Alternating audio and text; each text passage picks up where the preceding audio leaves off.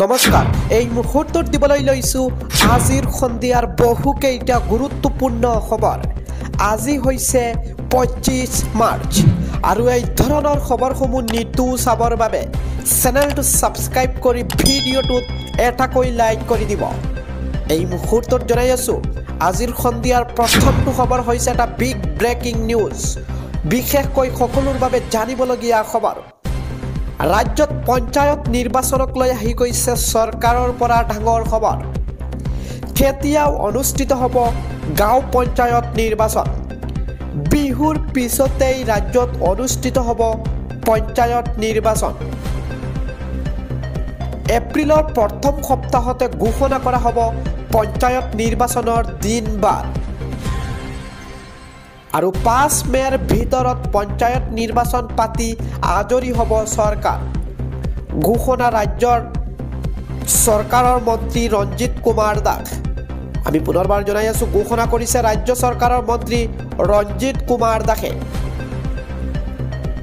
আজি সন্ধিয়াৰ পৰৱৰ্তী খবৰটো হৈছে গুৱাহাটীৰ নিৰ্মীয়মান অট্টালিকাত ভয়ংকৰ ঘটনা ছাত্ৰীবাৰীত নিৰ্মাণৰত গোল্ডেন হাইট নামৰ এপাৰ্টমেণ্টৰ ইটা পৰি কণমানি শিশুৰ মৃত্যু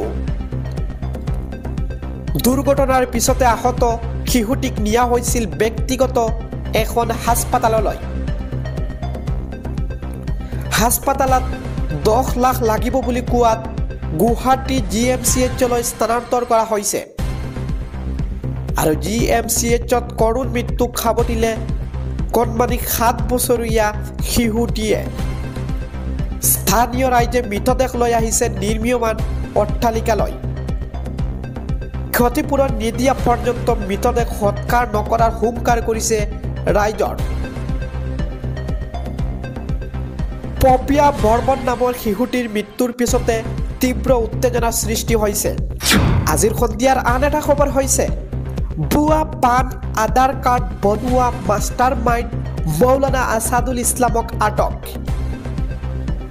ঋণ দিয়াৰ প্লোবেনেৰে কোটি কোটি টকা ঋণ কৰিছিল আছাদুলে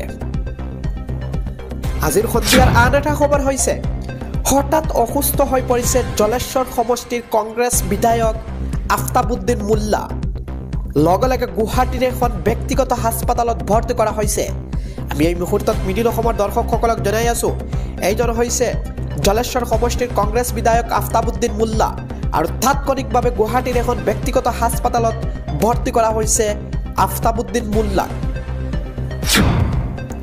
আজিৰ সন্ধিয়াৰ পৰৱৰ্তী খবৰটো হৈছে এটা বিগ ব্ৰেকিং নিউজ এই মুহূৰ্তত জনাই আছো চৰকাৰী পকী ঘৰক লৈ ৰাজ্য চৰকাৰৰ বৃহৎ ঘোষণা চৰকাৰী ঘৰ প্ৰদানৰ বাবে গাঁৱে গাঁৱে চলি আছে জৰীপ আত্মসহায়ক গোটৰ জীৱিকা সখীয়ে সাজু কৰিব নতুন নতুন তালিকা চৰকাৰী ঘৰৰ বাবে এতিয়াৰ পৰা আপুনি যাব নালাগে পঞ্চায়তৰ প্ৰতিনিধিৰ ওচৰলৈ প্ৰতিটো দুখীয়া দৰিদ্ৰ পৰিয়ালক অন্তৰ্ভুক্ত কৰা হ'ব এই তালিকাত প্ৰতিটো দুখীয়া দৰিদ্ৰৰ নাম থাকিব বিশেষ এই তালিকাত গাঁও অঞ্চলত চৰকাৰী ঘৰ পাবৰ বাবে কোন যোগ্য আছে সেয়া বাছনি কৰিব জীৱিকা সখীয়ে জানিব পৰা মতে বাছনি প্ৰক্ৰিয়াৰ সময়সীমা বৃদ্ধি কৰিছে 27 মাৰ্চৰ পৰা 31 মাৰ্চলৈ আৰু অন্বেষা পৰ্টেল যোগে ঘৰৰ বাবে অনলাইন যোগে কৰিব পাৰিব যোগ্যসকলে আবেদন যোগ্যসকলৰ বাবে যিকোনো শুভাকাংক্ষীয়ে কৰিব পাৰিব এই বিশেষ আবেদন আৰু এই কথা ঘোষণা কৰিছে ৰাজ্য চৰকাৰৰ মন্ত্ৰী ৰঞ্জিত কুমাৰ দাসে আজিৰ সন্ধিয়াৰ পৰৱৰ্তী খবৰটো হৈছে বঙাইগাঁও চহৰৰ পাগলা স্থানত ভয়ংকৰ পথ দুৰ্ঘটনা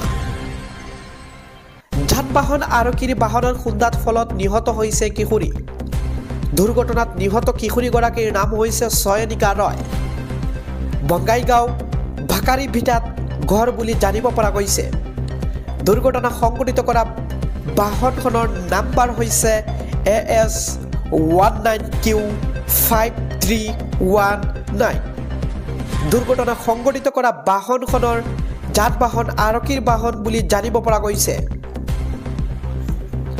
আজিৰ সন্ধিয়াৰ আন এটা খবৰ হৈছে গুৱাহাটী চিৰিয়াখানালৈ আহিল নতুন আলহী নতুন আলহীৰে কথা পাতিবলৈ ৰাজ্যিক চিৰিয়াখানালৈ ৰাইজক মাতিলে মুখ্যমন্ত্ৰী ডক্টৰ হিমন্ত বিশ্ব শৰ্মাই।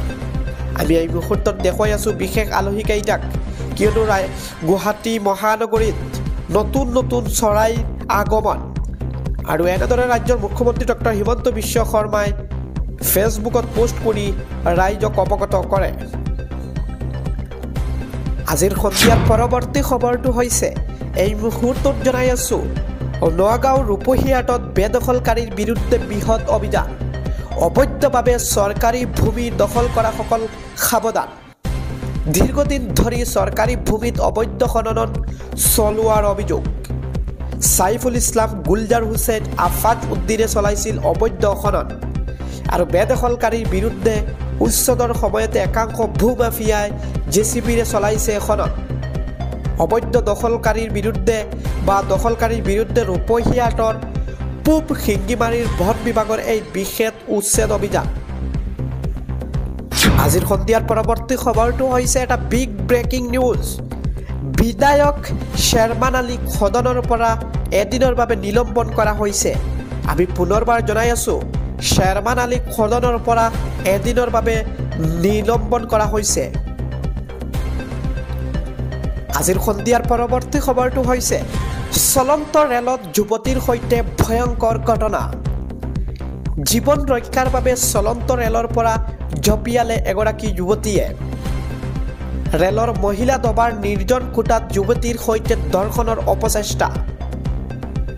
এজন অচিনাক্ত যুৱকে প্ৰৱেশ কৰি যুৱতীগৰাকীৰ সৈতে ভয়ংকৰ কাণ্ডৰ অপচেষ্টা। জীৱন ৰক্ষাৰ বাবে ৰেলৰ পৰা জঁপিয়াই গুৰুতৰভাৱে আহত হৈছে যুৱতীগৰাকী। ব্যক্তিগত কামত মেটচালৰ পৰা চিকন্দৰাবাদলৈ গৈছিল যুৱতীগৰাকী। হায়দৰাবাদৰ আলৱাল ষ্টেচনত সংঘটিত হৈছে এই ভয়ংকৰ ঘটনা। আজিৰ সন্ধিয়াৰ পৰৱৰ্তী খবৰটো হৈছে ঘূৰাই পালে কণ্ঠশিল্পী জুবিন গাৰ্গৰ মৰমৰ ৰেম্বক। সামাজিক মাধ্যমত গৰিমা গাৰ্গৰ বিশেষ পোষ্ট। আমি পুনৰবাৰ জনাই আছোঁ, ৰাতিপুৱাৰ ভাগত কণ্ঠশিল্পী জুবিন গাৰ্গৰ মৰমৰ ৰেম্পক হেৰুৱাইছিল আৰু সামাজিক মাধ্যমত পোষ্ট কৰিছিল গৰিমা শইকীয়া গাৰ্গে। আৰু ইতিমধ্যে ৰেম্পক বিচাৰি পালে বুলি পোষ্ট কৰি ৰাইজক অৱগত কৰি দিয়ে। গৰিমা গাৰ্গে এনেদৰে পোষ্ট কৰি কয়, আমাৰ সকলো বন্ধু বান্ধৱী আৰু শুভাকাংক্ষীলৈ অশেষ অশেষ ধন্যবাদ। ফেচবুক আৰু ইনষ্টাগ্ৰামত কালি ৰাতি আমাৰ কণমানি ৰেম্পক হেৰাইছিলোঁ আৰু কোনো সদাশয় ব্যক্তিয়ে কিবা খবৰ পালে আমাক জনাবলৈ অনুৰোধ কৰি এটা পোষ্ট দিছিলোঁ। ইতিমধ্যে 12 ঘণ্টা পাৰ হৈ গৈছিল, কিন্তু পোষ্টটো দিয়াৰ 10 ঘণ্টাৰ ভিতৰতে এজন যুৱকে ৰেম্পক আনি